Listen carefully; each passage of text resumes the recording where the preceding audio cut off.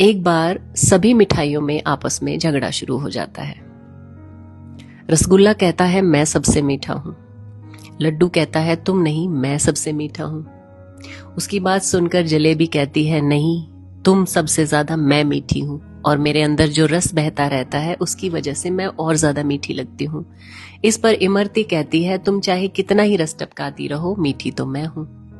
उनकी बात सुनकर लड्डू कहाँ चुप रहने वाला था। लड्डू बोला मैं तो भगवान का प्रिय हूं, मैं हमेशा उनके हाथ में रहता हूं।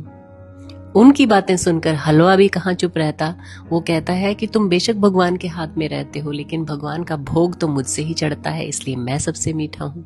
तो ये सारी बातें चीनी की बोरी सुन रही थी। उसने उन सब को शट अप कॉल दी और कहा कि तुम सब चुप हो जाओ, तुम सब का अस्तित्व मेरी वजह से है।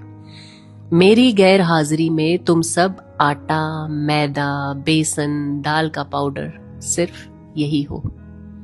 मैं तुम लोगों की आत्मा हूं और मेरी वजह से ही तुम सब मीठे हो। चीनी की बात सुनकर सारे चुप हो गए और उनकी आपस में लड़ाई बंद हो गई।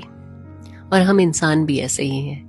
किसी को बड़ी गाड़ी का गुमान है, किसी को बड़े घर का गुमान है, कोई अपनी जमीन जायदाद का घमंड करता है, कोई ऊंचे खानदान की दुहाई देता है। हर कोई एक दूसरे को इसी तरह से दबाना चाहता है। अरे भैया, झगड़ा किस बात का? इस क्षणभंगुर शरीर पर जो सिर्फ एक दिन माटी हो जाना है। याद रखिए, भगवान को सब कुछ मंजूर है, लेकिन घमंड, अभिमान, दूसरे को नीचा दिखाना, ये सब बिल्कुल नहीं भाता। हमारे शरीर की शोभा सिर्फ तभी तक है जब तक इसके अंदर जान है। जिस दिन इससे जान निकल जाएगी, जब ये जड़ हो जाएगा, तो कोई एक रात भी इस मृत शरीर को घर में नहीं रखना चाहता है।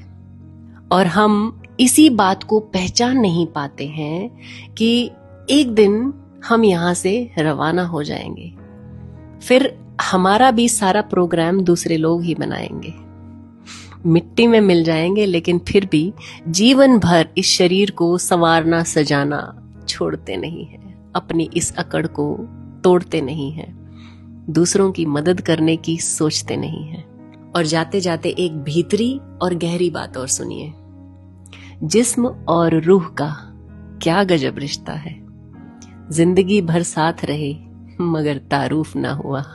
ये कैसा सफर है, कहाँ जा रहा हूँ मैं अपनी